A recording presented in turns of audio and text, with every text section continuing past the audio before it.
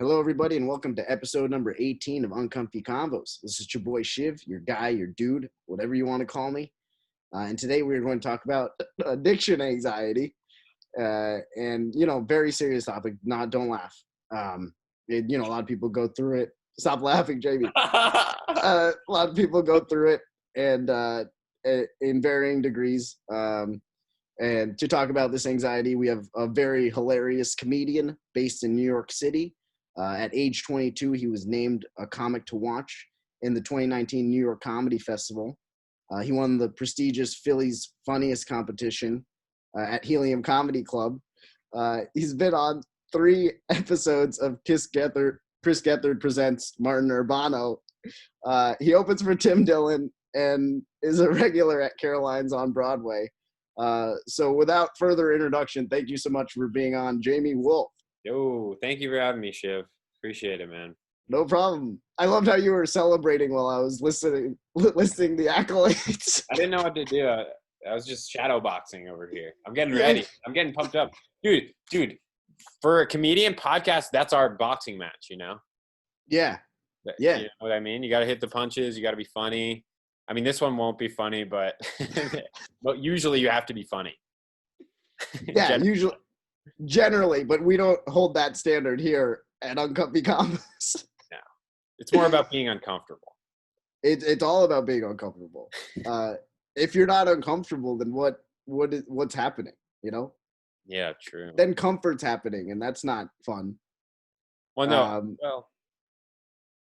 Would you think comfort's fun? Yeah, I love comfort. I think doesn't comfort the word, just it kind of indicates a good thing. Yeah, it feels nice to say. Yeah. I mean like comfort. It means like you're comfortable, like you're at ease in this environment. You're having fun. I feel like it almost means fun. Yeah. Yeah, and that's what stand-up is, you know? Smooth transition. That's what comedy is, you know? It's fun. It would have been a smooth transition had you not said smooth transition. I do that I all wouldn't the time. notice. But other when you say, wow, I'm transitioning right now. It's pretty good, huh? Anyway, stand-up comedy. I think, what were you saying about stand-up comedy? No, I was just saying it was fun. I was searching for something that you said in the previous statement, and I was like, fun. And then I was like, all right, let's go straight into comedy because that's fun. Yeah. Like a small little linkage, you know? I think that's a good linkage because I do think that when I'm having fun the most when I'm doing stand-up is when I feel comfortable on stage. Yeah. When I'm not uncomfortable. When I feel like I'm just talking to my friends, and they're all laughing. The audience is like one big friend group. That's when I feel the most comfortable, and that's when I feel like I'm doing the best. Yeah, that makes sense. I completely agree. I think like when you get up on stage and you start out, it's always like iffy, but then if you start performing and then it's going well and people enjoy it, then you get into this zone where you're like, this is like, I could be on stage for a very long time. Yeah, exactly. That's what you're saying is right. Cause even no matter how long you've been doing it, it's still the first couple seconds of being on stage is still nerve wracking. Yeah. No matter how many times you've been doing it. Even if it's like the best crowd in the world, the first couple seconds are like, I just need to get that first laugh. And once you get that first laugh, you feel a lot better. Yeah. But the first couple seconds on stage where you're not getting a laugh is like terrifying. You're like, uh-oh. Yeah. This could go wrong. Yeah, because you're like, I have to prove to these people that I'm funny. Yes, exactly. Every time. Every time. Until you're famous. And then that's why a lot of famous comics are worse because they don't have to prove they're funny. Everyone already buys it. Yeah. So their material gets way worse. Yeah. As they get famous, because the people who come to see them, it's like performing for all your best friends. Yeah. In that, like, they already think you're funny. They're just going to laugh at anything because it's you and they like you. Yeah. But when you have to prove it every time, I think that's when you're the best. Yeah. That's when you get the title. That's when you win. Yeah, exactly. It's true. You got to, like, when you can prove it every time, because then you get better faster. You're like, all right, I got to bring it every night. Yeah, true. But that's an interesting perspective because also then with famous people or people who made, you know, kind of made inroads, got a bigger following, like how do they psych themselves up over and over again to do it over and over again, you know? Like the greats, like like the greatest ones. The greatest. Yeah, like Chris Rock and Jerry Seinfeld, you mean? Yeah, there's a lot. Kevin Hart. greatest of all time. Let's just name all the famous comedians. We got Kevin Hart. We got, that's kind of it. That's the only one. Dude, Kevin Hart's so famous. That's it. So Kevin Hart's so famous that he has a big house. But he does have a big house, I bet. But no, it's like when you get to his level, like his last special was the worst thing I've ever seen. The Seinfeld special was horrible. Like when you get too famous, it's bad for your comedy. Yeah. Because I think it's because no matter what audience, even when you're workshopping material, the audiences you're performing in front of still know you. So they're giving you the benefit of the doubt, even when the material's bad. Yeah. But like at our level, when we're workshopping material and it's not like done yet, they don't give us that. If it's not funny, they just don't laugh and they don't react at all. Yeah. So, yeah, that's very true. So then when a bit is funny and they do laugh, it's actually funny. You know that for a fact because they're not laughing because they know you. They're just laughing because that observation or that joke was good. Yeah. Yeah, and you want that objective feedback. You don't want that's why I love, I love performing like not for family and friends all the time. Like I like having strangers. Yeah. But there's a double-edged sword with that because it's also like if you know the people well and that you have this expectation to be it, then that's also like gonna be a very hard thing too because it's like, oh well, if you're not funny, then it's like, well, that's Jerry Seinfeld. He's got to be funny. Yeah, that's true. That's true. But that's why I think, expectation can sometimes be the death of good comedy. Yeah. Because even Seinfeld said it. He said, you always undersell a comedian. Because if you go ahead and you introduce someone by going, this is the greatest comedian in the whole world, and then they come out on stage, the audience is now against you because they're like, okay, let's see if he's really that funny. Like, let's see if he can make me laugh. But if you're just some fucking schmuck, they don't care. They don't expect it. So you're right. It is a double-edged sword. There's positives and negatives to being unknown. Yeah, and I'm a schmuck. I just, I got to prove it. Like, it's like Shiv. Yeah. It's like, oh, Shiv the schmuck is coming to the stage. Let's see if he can make us laugh, That's how they introduce you. Yeah. At the comedy clubs, Shiv the schmuck. And the expectation's so low that it's like anything's funny, Yeah, exactly. I think first you'd have to address why he called you Shiv the schmuck. You'd be like, that's just, he's my friend. We don't have to go through it. He called me Shiv the schmuck anyway. And then you go into your jokes. Yeah. That would definitely have to be addressed. Yeah, it would have to be addressed. I found it funny because I wanted to, before, started this episode, I wanted to kind of research on your site a little bit. And so I typed in Jamie Wolf into Google. Yeah. And I found like a New York City jewelry designer. That was the first one that came up. That's right. Yep. She's a fucking bitch. Sorry. Did you know that? Yeah, I know. It's really annoying. Yeah. I use Jamie Wolf for my comedy, and because my name, my actual name, my given name, is the only one of the only name I'm the only person in the country with the name I have because it's hyphenated. Yeah. But I use Jamie Wolf for stage because I don't want people to like really be that easy to find my name. Oh, got it. So anyway, I use Jamie Wolf, and this jewelry bitch in New York City. I don't want to say she's selling fake gems just because she has the same name as me, but I'm just saying judge at, reach your own conclusions with that. Would someone who's named Jamie Wolf sell real gems? I don't think so personally. Yeah. What do you think, Shiv? I put me on the spot. I think that, I think you're correct. I'm an agreeable person. I think that you're right. I think that, of course, they can't be selling them. Thank you. Like with that name, how, names determine your career. It is, for real, but it is some bullshit. I think it's like the whole first page is like Jamie Wolf Jewelry. It's like her Twitter, her website. It's so annoying, man. Yeah, I feel like is that one of your ambitions to like get her off the first page? That would be my ambition. Yes, my only ambition in comedy is to become when you search Jamie Wolf, I'm the first result. Okay? Yeah. It's me and I'm the whole first page. And I'm so ambitious. My ambition in comedy is when you Google Jamie Wolf, her website doesn't even show up. I want her to go out of business because I'm too famous for anyone to find it. They're going to search Jamie Wolf Jewelry, and it's going to be 30 pages of Google results, all of me.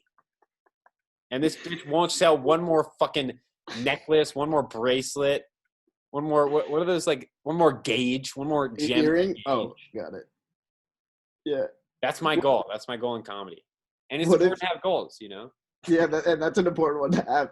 What if you become so successful, have such a big following that like this woman, Jamie Wolf, comes up to you or she messages you and she's like, Jamie, like really respect what you're doing. Meanwhile, keep in mind, you've made the first page on Google now. Yeah.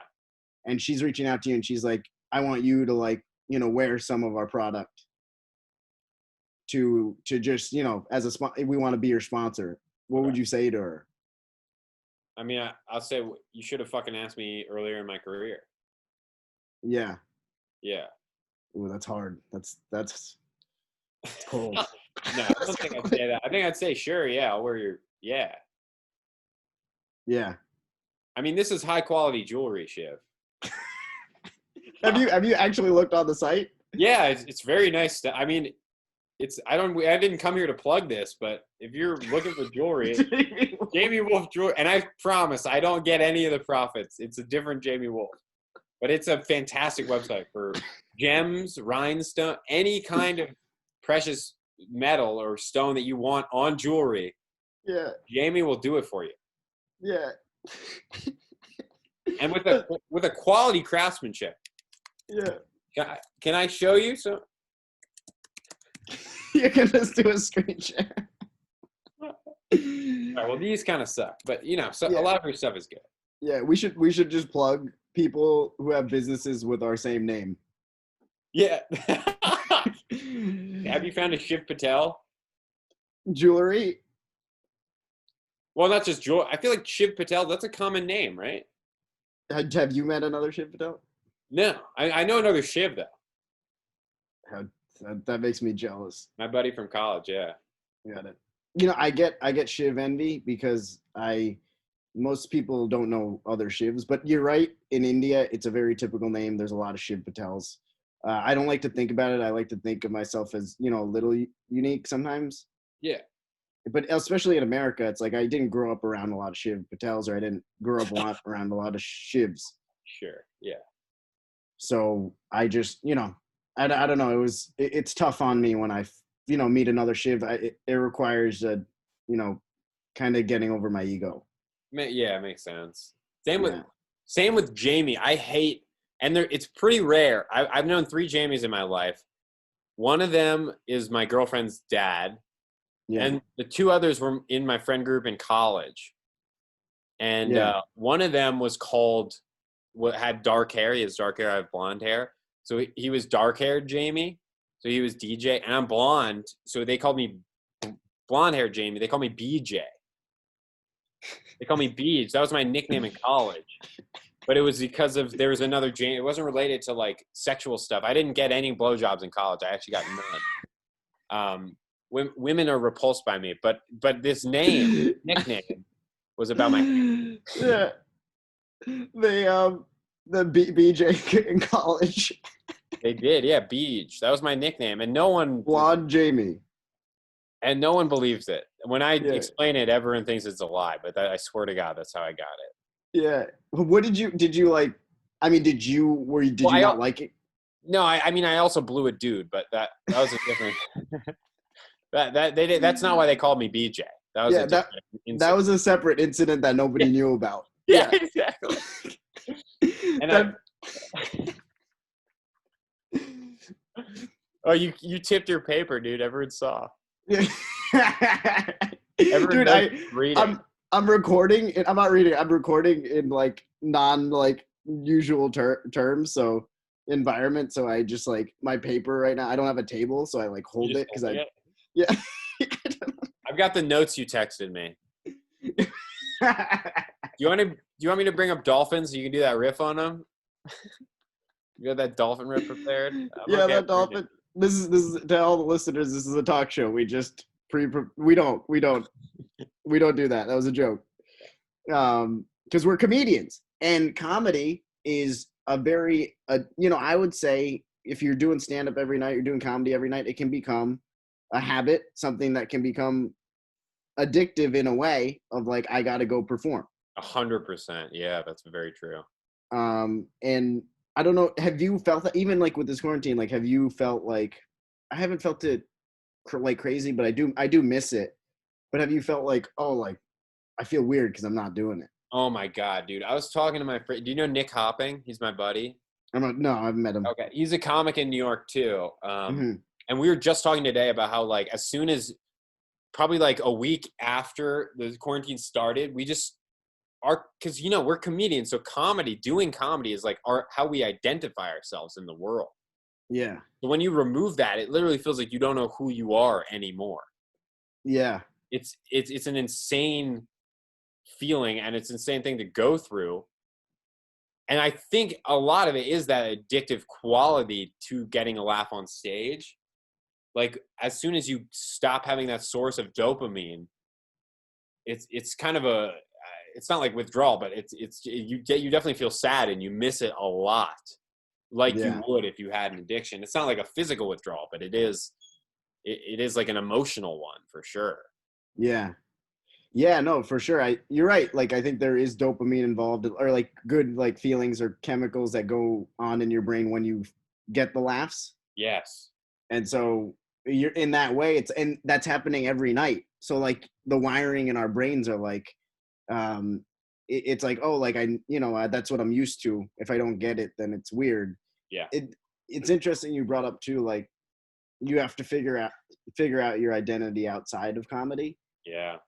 And I think that's like, that could be a challenge for, I mean, people in general, even who are quarantined, maybe you get laid off of work, whatever, but it's like, that's always a challenge. But I think that especially now it's like more of a time where it's like, oh, like, let me try and be more okay with myself because a lot of other stuff isn't going on. Yeah, exactly. You just have to be okay just on your own in a house. Yeah. It's a totally different environment. Yeah. Dude, I can't tell you, like when I'm doing stand-up, I'm home for 7.5 hours, hopefully, on a good night.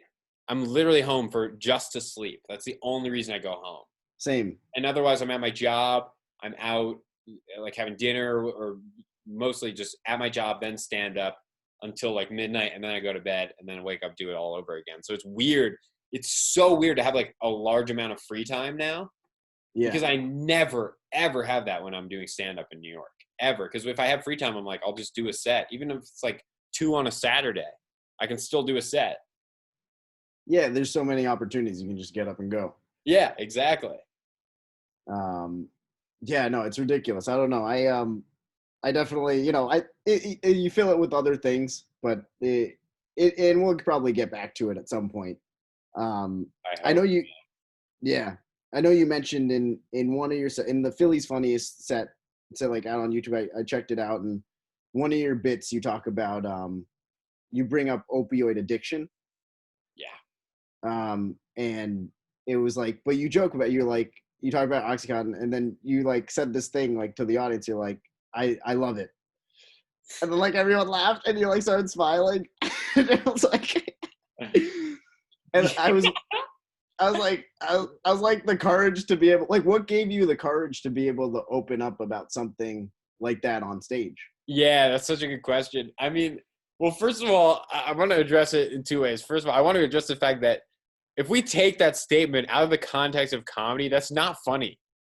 To say that I love Oxycontin, that's like tragic. That's like a death. That's literally a suicide note or something. Yeah. When I say it on stage for somebody to get a huge laugh, I don't understand what this art form is at all. But yeah, you're right.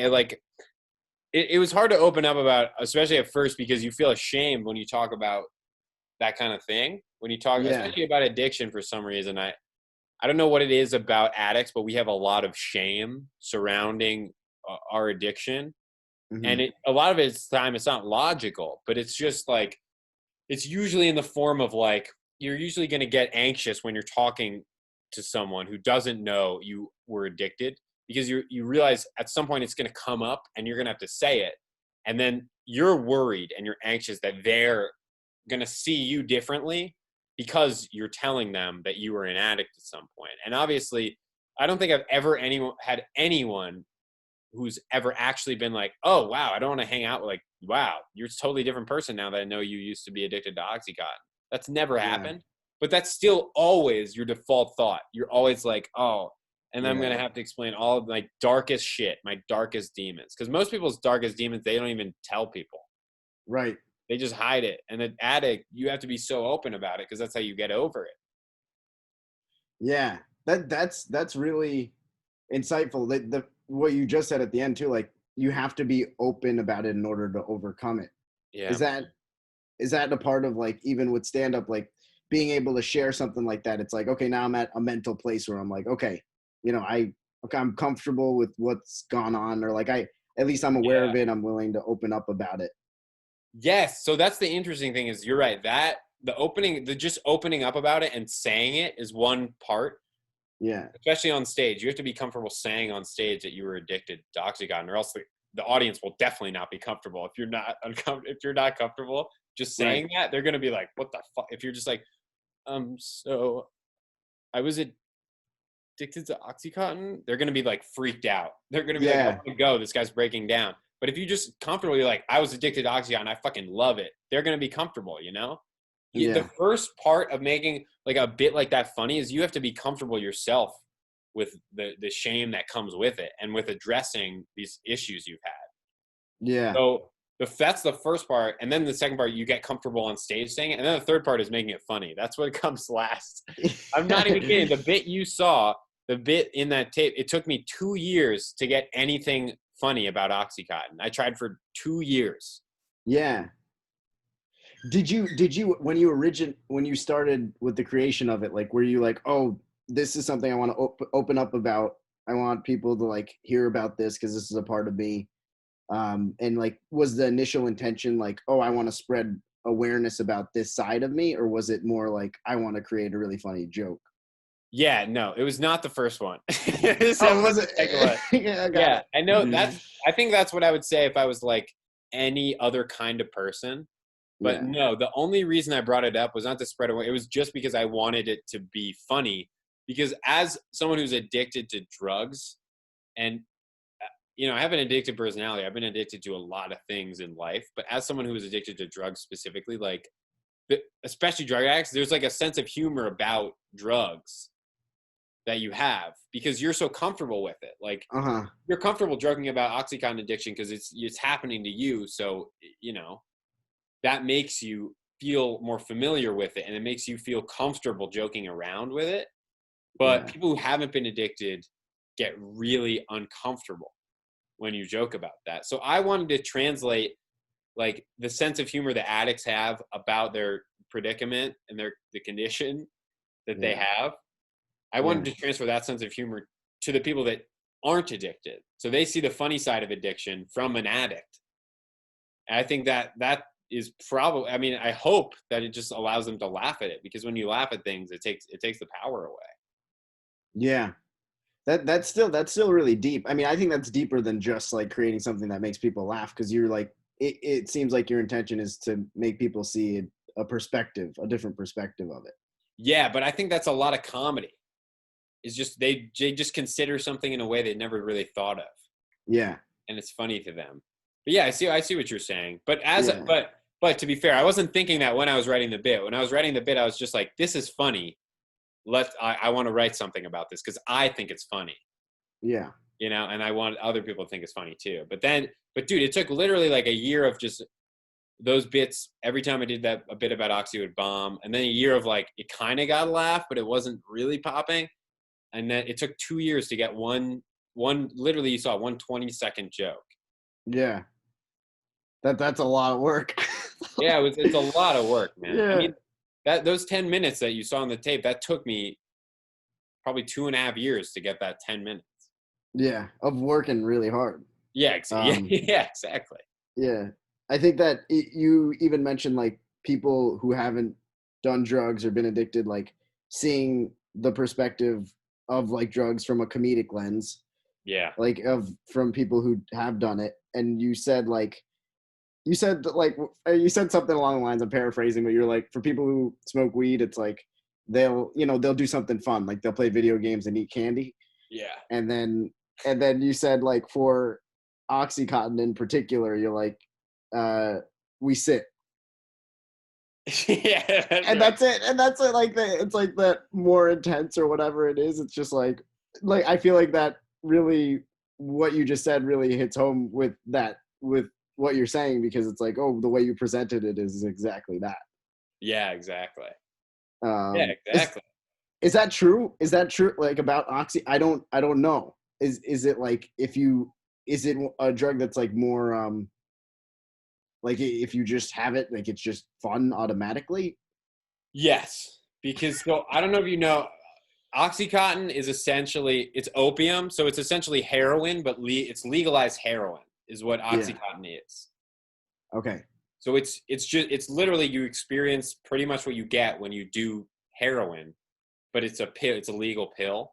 So yeah, I mean, when you think about it that way, like people, when's the last time you saw a heroin addict like doing something?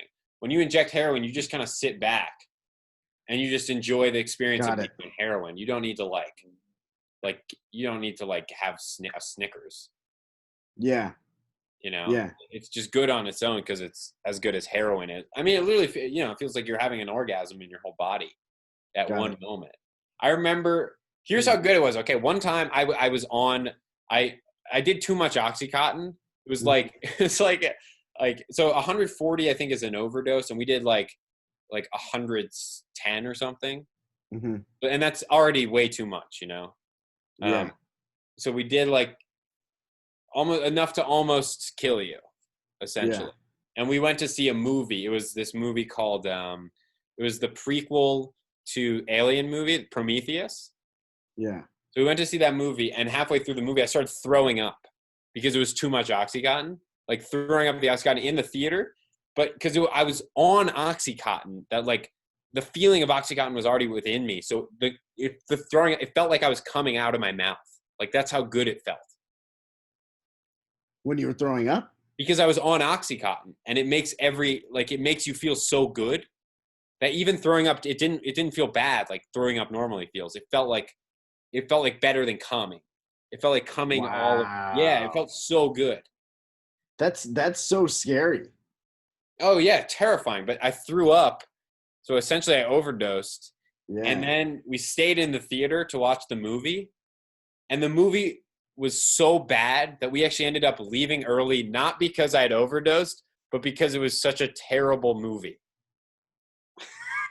So Prometheus is so bad, it's worse than overdosing on Oxycontin. That's how bad that movie is. I'd rather overdose on Oxycontin than watch that movie because I did that. That's really, oh man. Wait, so when you threw up, did you throw up in the theater or did you throw up in the bathroom? I threw up like on the floor, like the like entrance hallway? Yeah. I threw up in the entrance hallway to the theater because I was trying to go to the bathroom. I could feel it in my stomach. And then I threw up and I was just like, well, and I went back to watch the movie. And we left 20 minutes later, not because I was feeling sick, just because it sucked so bad. Did anyone see when you vomit at the beginning at the first time? No, there's no one in the theater. I think I think it was like one of the worst movies that's been out recently. So no one was there. It's just me and my buddy. And I still left. I was still like, there's no one here. There's no reason to not be here right now, but this movie's so bad I want to go to a different place. Yeah. Yeah, that's bold. To ignore the vomit. You're like, you throw up, you're like, that felt good. Now let's get out of this movie. You know, you're like. No, you'd think that I would leave when I throw up because I should go to the hospital. Yeah. But I threw up, and then I was like, well, fuck it. And I stayed, and I was like, this movie's so bad. Yeah. I have to leave. Yeah. That sounds, but it makes it sound so dangerous too, in a way that it's like it masks pain. Like you don't like, at least if you had drink too much alcohol and you throw up like that, you know, it sucks. Yeah, exactly. But like with Oxy, like it sounds like it's like, okay, this is a pleasurable experience, but there's there's no way to signal to you that you're in trouble. You know? Yes, exactly.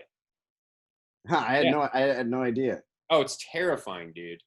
Yeah. A lot of my friends have thrown up doing it. Yeah. One time I used to snort Oxycontin when I got really into it.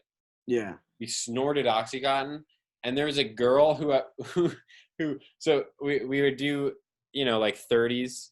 So if we had 30s, usually we do like fives, blues. But we would 30s or what? 30 milligrams of Oxycontin. That's a lot of Oxycontin. Milligrams. Got it. Normally you get 5 milligrams when they prescribe it to you. Uh-huh. And 30 milligrams is 6 times that. Yep.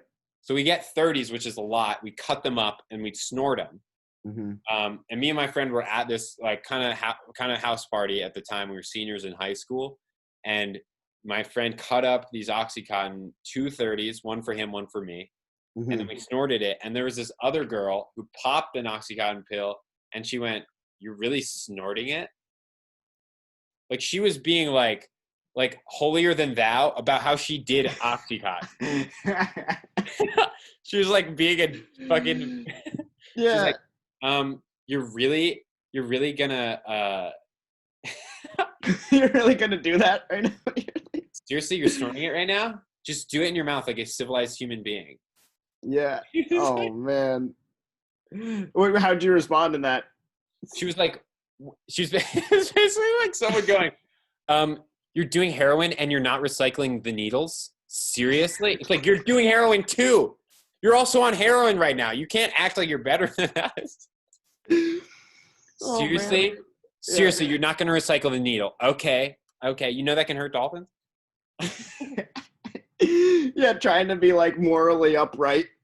Yeah, exactly. I don't even understand how she could be that way. Like, how can you be morally like holier than thou when you're on when you're on heroin? Yeah. It doesn't even make sense to me. That doesn't match. Like, really? Yeah. She's like, seriously, you're driving a Hummer? And I'm like, what do you mean? You just murdered someone. How am I a bad person? Yeah. That's ridiculous, man. How dare she? At that party, how dare she say that? How dare she, dude? She's and I always thought that she was a bitch, but just because she said that. But she's still, you know, this is what happened to a lot of people. A lot of the people I did Oxycontin with was in high school. I started doing Oxycontin when I was in like 10th grade and then through senior year. Yeah. And a lot of those people, this is like probably 5 years removed now from my senior year of high school. And a lot of the people are still addicted to Oxycontin. That's rough. Still doing it. When I won Phillies Funniest, I was back in Philly for a night and I hung out with all my friends from Philly and they were still like on Oxycontin and they were like, yo, you want to perk out? I was like, did you not see my set? Yeah. Yeah. I was like, I can't do that. I'm addicted to it, man. Yeah. That's tough. So you said from 5th to 10th grade? Or Sorry? like what was to senior year? Oh, 10th grade got it. Yeah. That would have been rough. 5th grade. Yeah, that would be Oh my God. That'd be really messed up. Yeah. 10th grade to senior year. Yeah. Yeah, 10th grade to senior year. And what sparked the change? Luckily I went to college. Yeah. I was doing it all up until I went to college, and then I went to UC Santa Barbara originally. Mm-hmm. I went to UC Santa Barbara for my freshman year. And when I got to Santa Barbara, I mean, you'd think it's the easiest place in the world to find drugs, right? Yeah. But I couldn't find any Oxycontin for like weeks and weeks as soon as I got there. Yeah. So I stopped being physically addicted Mm-hmm. to Oxycontin. And that's when I realized, like, oh, I have to stop doing this. Now that I don't physically need it, you know, like my body isn't craving it anymore, I should really try and get a handle on this. Because a lot of people, you know, I know like 3 or 4 of my good friends went to rehab because of their Oxycontin addictions. I never went, but I had this opportunity almost when I went to college that almost, it's like you can reinvent yourself in college. Well, I reinvented myself as not being addicted to Oxycontin. Yeah. Wow. That's really, so the lack of access to it, like when you switched to college, was basically what did it. Yeah, exactly. And you know, the first couple weeks of college, I was drinking a lot and doing like Coke and a ton of Coke. But luckily, there was I couldn't find Oxycontin because Downers. Yeah, you've never been to Santa Barbara. It's like the biggest like party school of all time, and they're not into Downers there. Yeah. There's really not much Oxycontin. We did like shrooms and acid and Coke and stuff, and even like we would snort like what's that study drug? Adderall. We'd snort Adderall. Yeah. We even snort one time. Me and my buddy wanted to get a good workout in, right? Because you know it's college, it's freshman year. We're like putting on pounds. We want to work out, and we were so into snorting stuff. So go ahead. I said, hell yeah, bro. Hell yeah, bro. So it's not going to be hell yeah, bro, after I say what I'm about to say. Okay. Then we decided to snort creatine. Oh no. In order to get a good pump on, which if you don't know anything about creatine, it just doesn't work that way. No, you just that's not how you take it.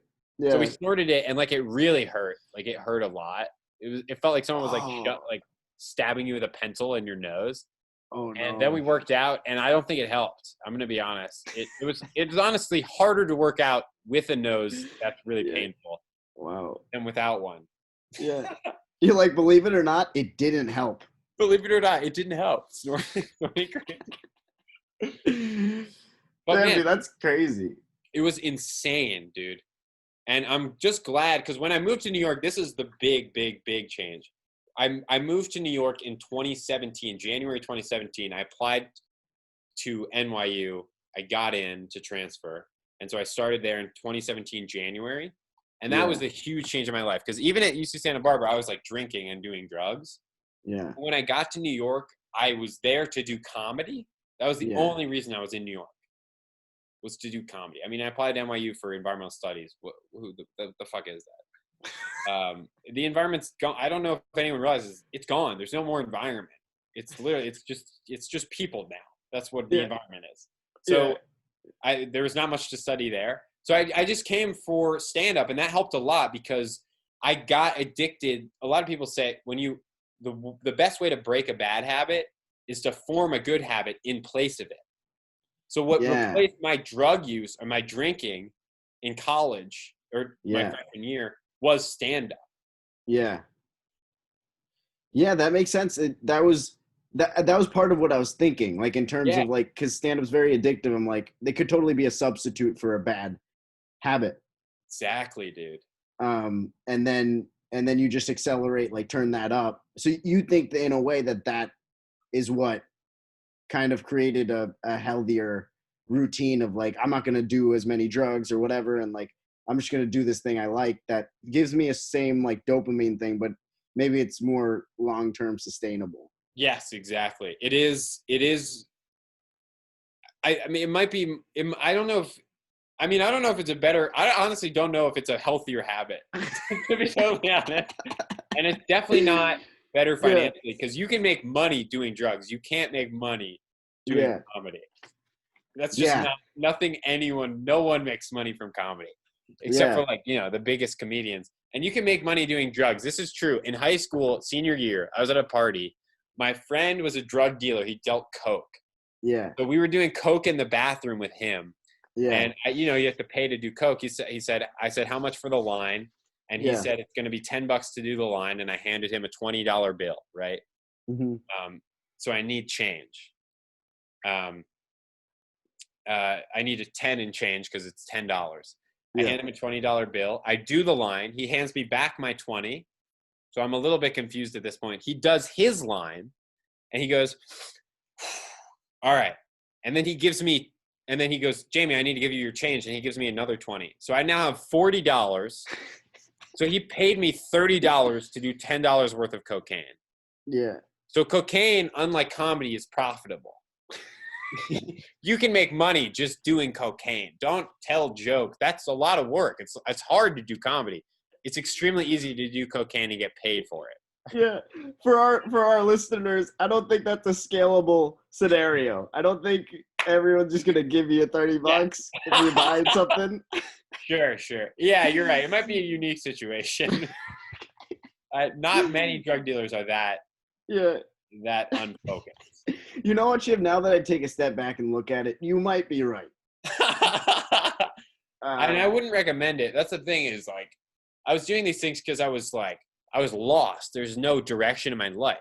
Yeah. So when there's no direction in your life, you just do drugs because that provides a direction. And it provides a good feeling that you might have if you are actually pursuing something. Like the feeling I get out of stand-up, it's not always good, right? Because stand-up is most of the time it's really hard. It's tough. You're working on new stuff. It's not working. It's just a grind. There's a bad audience, bad shows. It's a lot of the time it's really tough. Yeah.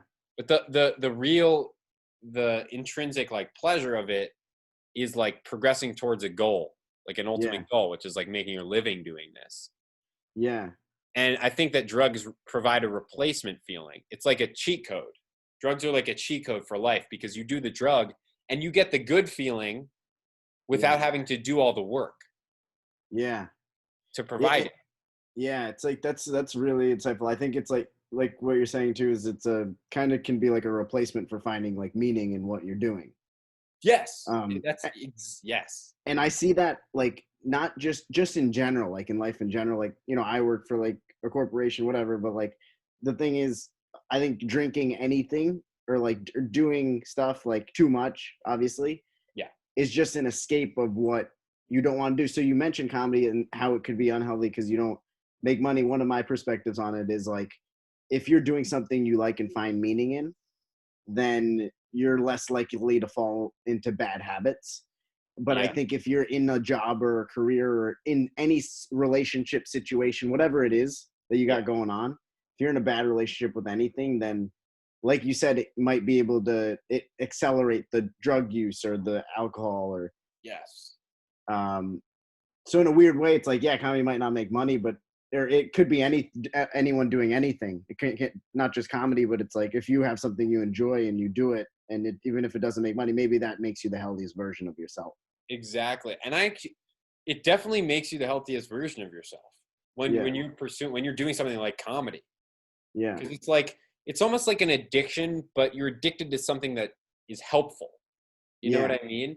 That's what I've learned is like I have an addictive personality, which is not bad. It's just like difficult to deal with day to day because I'm so compulsively doing things.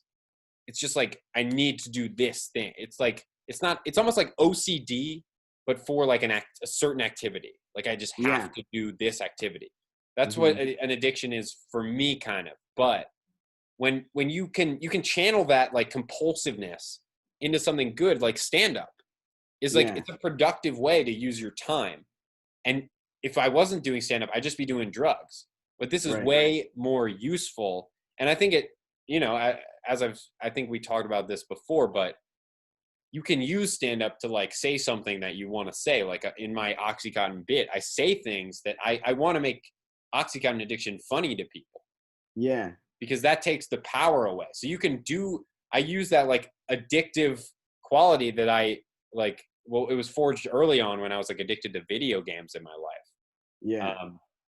And then I was addicted to Oxycontin. So I used that addictive part of my brain to focus on stand-up and to create things that like, instead of separating you from people, it connects you with people. Yeah. That's really strong. I think that, totally. And it applies to comedy. It applies to like working out. Like it can apply to like a lot of different positive things. Yes. Reading, like, or like just if you can receive a feel good benefit from something that's healthier, but it won't, one of the things I think about too, because one of the things that I like growing up that I was, exposed to early on was like porn, like in our generation. Yep. It's like we had it on the phones and stuff, and it's like, oh, it's easy to watch, like, and then like the first time when I was growing up, I saw it and, with some friends, and they're like, oh, like, that's like, it's an intense feeling. Yep. And like with any drug or anything like that, or whether it's alcohol, whatever it is that you do, and you start to feel an intense high. But if you like working out, if you're doing comedy, if you're writing a blog, whatever it is you do, and you feel good after that, it might not be as intense as that pleasure that you felt from doing a drug or like jerking off or like whatever it is that you did. But it's like in the long run, it'll add up to a lot more happiness. Yes, it adds up to more happiness. And you know what I think? I think that, well, I think I've also dealt with addiction to porn as well. Yeah. So I think what I define as like an addiction is like, it's you doing an activity. I shouldn't do that. It's you doing an activity that you don't want to do, that you're doing it against your own will. Yeah. And it's negatively affecting other parts of your life. Those are the two aspects I think that form an addiction, because one, if you can't stop it from happening, you're addicted to stuff, because you that's your body saying, I need to do this. I don't care what you want. It's forcing you to do it. Yeah. But that on its own isn't that bad, because like you could say that about sugar, right? And some people do have sugar addictions, but it's not really a true addiction unless, one, you can't control it, and two, it starts messing up other parts of your life. Yeah. That's really good. I mean, it seems like even you right now, like you're self-aware of like what it is. You can like identify like the qualities of it. But so even like with what we're talking about with stand-up right now, it's like, well, say we're doing that a lot, you're working out a lot, you're doing positive things. Would it be bad? And I talked to like my dad about this a little bit, but it's like, would it be bad to form an addiction to something good too? Like if you have to do it, if it negatively impacts other parts of your life. Right. Yeah, no, that's such a smart thought, because we think of it as like an addiction it can only be a negative thing, but you can be addicted to working out. You absolutely can be addicted to working out. You can be addicted to stand-up. It's just, if you're doing something against your own will, like you can't stop yourself from working out, and it's getting in the way of another part of your life. Like say you're like, oh, fuck, I just have to work out today. You're like compulsive about it. You're like, I need to work out today.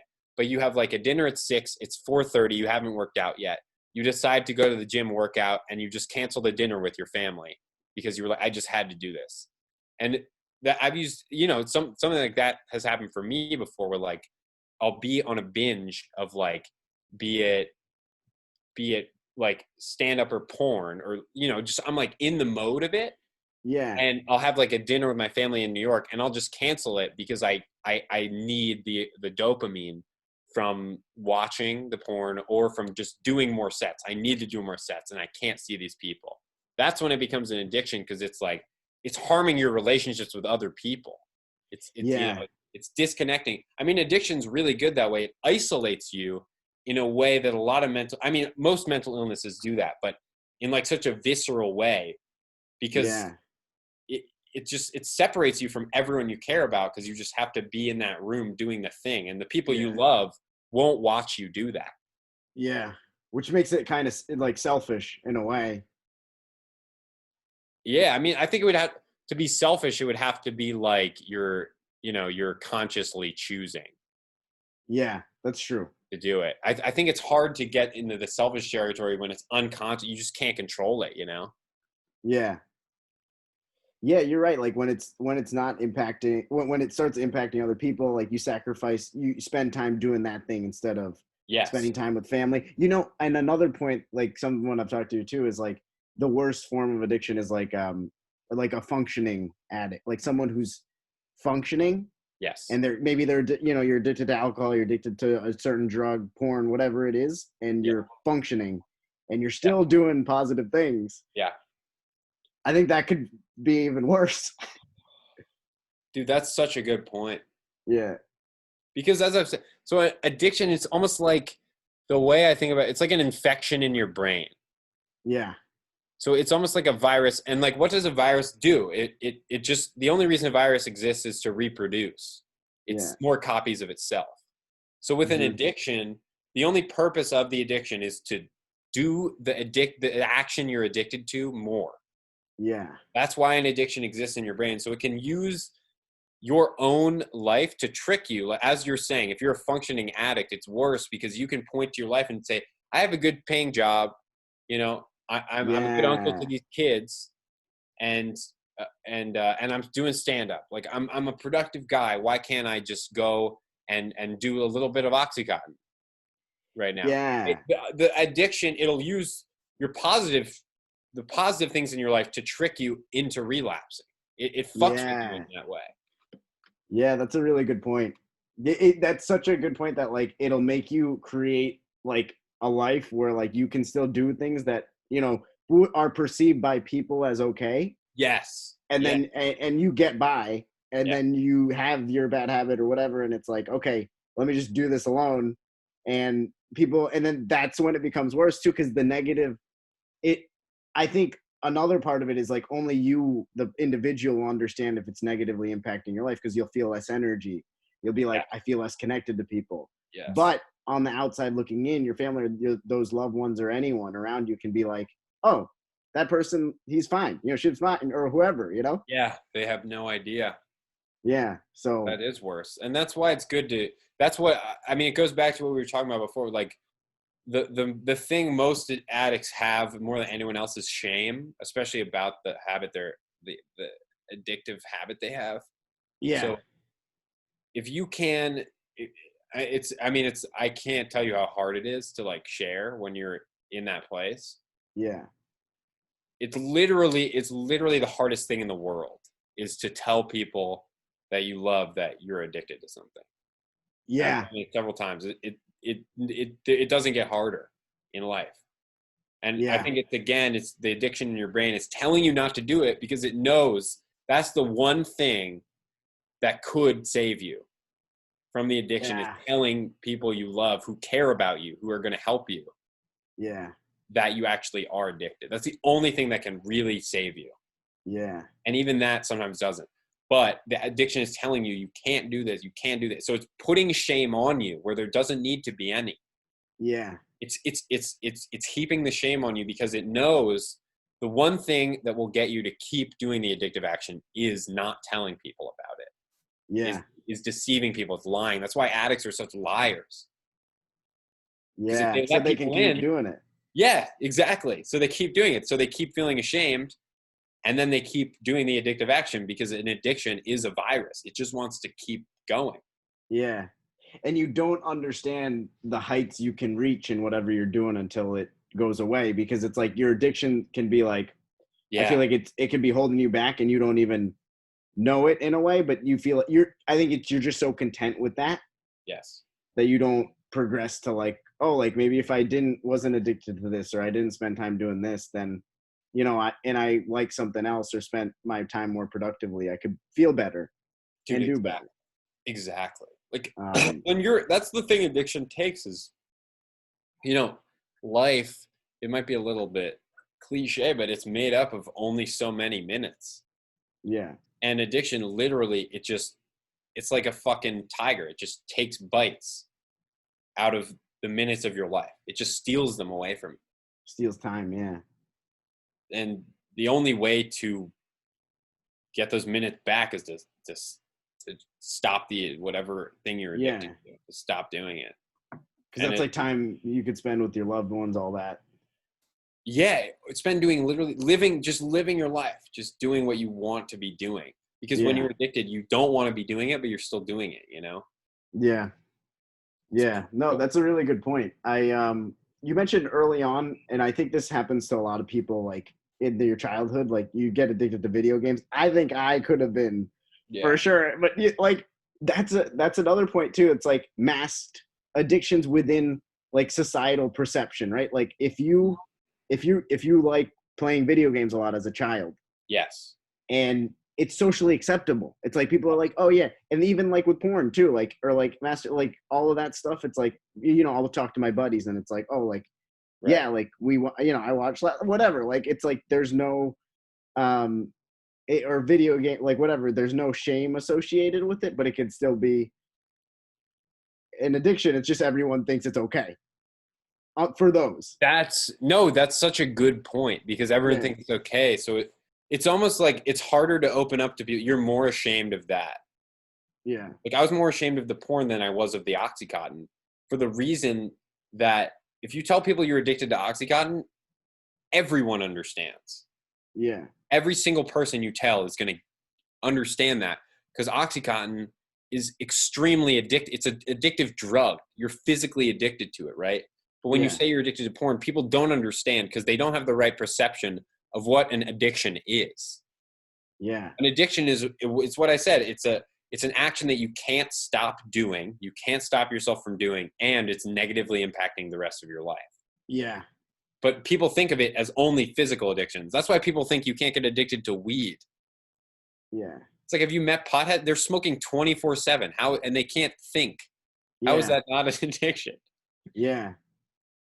And that really resonates. That also makes me think about another thing, but it was like, artists and the linkage between artists and having done like drugs, whatever, like, because then the artist can be addicted to like the success of like its music or comedy, whatever it is, but then also the drugs. Yes. And you think of like, I thought of like Pete Davidson, but like, I think he has like it helps him with anxiety or whatever, but so that could be different. But like Wiz Khalifa, like smoking weed all the time. And again, these guys could not have addictions, but it's just crazy to see like artists who like are so passionate about the one thing that they're doing. Yes, exactly. Well, I think that's why a lot of stand-ups, especially a lot of good ones, are like recovering addicts. Yeah. You don't realize how many, and a lot of them are just alcoholics now. Yeah.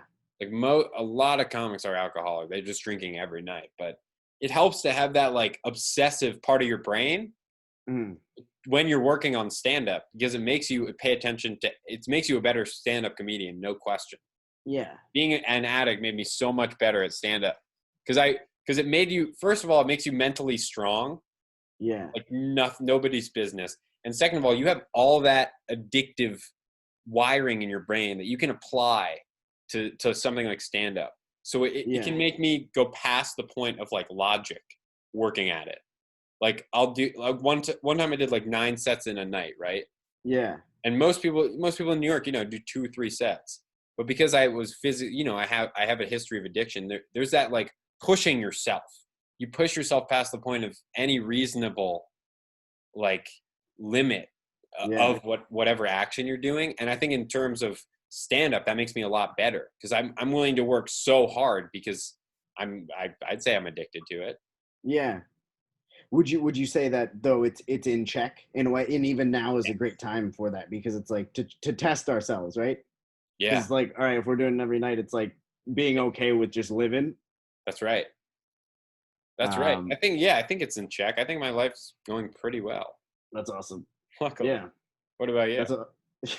Yeah, I think so. I think yes, and I mean, I think still learning, about myself. I'd say like trying to, because you something you're doing for a while, you're not doing it anymore. Feels weird. I'd say I'm still grateful for a ton of things, Yeah. But I'd say similar traits. I think it's like you could share it among different stand-ups, especially people who do it often. Yeah. But it's similar traits. Like we kind of have that wiring, because you have to have it. You do. In order, but for me, I think it stemmed from sports too. Like I was addicted to playing tennis growing up, but not addicted. I just like played every day, like hit against the board. Like I just needed to do it. Yeah, sure. And I think that transferred over to stand up, but then like, and then even, now with this podcast too, it's like doing these episodes, like, all right, we got it, every week, like, let's do it. But I think that when you can use it for something productive, it's such a strength. Yeah. Because the work ethic that you have when you're if you can use that voice in your brain that's telling you, do it. But instead of Oxycontin, it's stand up or it's a podcast. No one can work as hard as you, because it's like, it's a compulsion, Yeah. It's an unmatchable drive. Yeah. Yeah. But then making sure you still take care of yourself within that is hard. It's difficult. Because even think about doing stand up like late at night, waking up early, it's like, how do you get sleep? And then You make sure you eat right, whatever. It's like Yeah, I think even within that there has to be at least somewhat of a balance, because you could go hard maybe a few nights, but you have to be nice to yourself enough to be like, all right, I didn't sleep that much the past 3 nights. Maybe let me get a good night's rest. Yeah, exactly. Let's just, instead of doing 3, let's just do 1 set and get 9 hours of sleep. You make those trade-offs. Yeah. And you're like, okay, I could do this for myself. Yeah. I want to end on that was a lot of good stuff. I think that was very insightful. But one of the things I also kind of noticed in like mainstream, to lighten things up a little bit, Yeah. it was in the song, in a lot of in the mainstream, like cool like rap songs or whatever, like a lot of like Herald doing drugs or like drinking, like in the song No Limit by G-Eazy. He says one of his opening lines is always lit, yeah, I'm never sober. And he says it in such a cool way, and it's become the mainstream song and everybody's singing along to it in the clubs. And it's so funny to me, like as I get older, because you're like looking at it and you're like, I like the song. I'm not gonna say, I'm not gonna stand here and be like, I'm against, the song. But I do think that like it's interesting, like a lot of the music, if you look at it, and like when you're younger, you're like, that's cool. Yeah. Cool. You have no idea. You're like, being high all the time, that's sick. And then you meet a pothead and you're like, this person shouldn't vote. They shouldn't have the right to vote. But I think, and that's part of probably one of the factors of at a young age, if you probably get hooked on something, you're like, oh, I think this is like, the rebellious or the cool thing, Yeah. Yeah. I don't know. I want to end with a little bit of a game. I always call it a game. It's really not a game, but it's just, I'm going to name some things, and if you've spent a lot of time doing them. So Pokemon. Yes, spent a lot of time. Yeah. Who's your favorite Pokemon? My favorite Pokemon, it was Lapras. I don't remember that one. What did it look like? It was kind of like a turtle. Yeah, Lapras. It was like a female turtle, essentially. Well, there was Squirtle. Yeah. So no, not Squirtle. It was like Lapras was like super rare. Yeah. It was only available in like Pokemon Yellow, I think. Okay. Huh, I didn't. I had yellow. I still have some of them hoarded. So in case anyone's listening, or if you have any friends too. Damn. I think I could sell it for a lot of money. If I have any, I love how polite you are.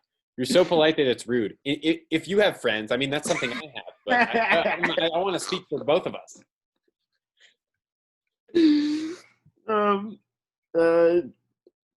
Chocolate milk.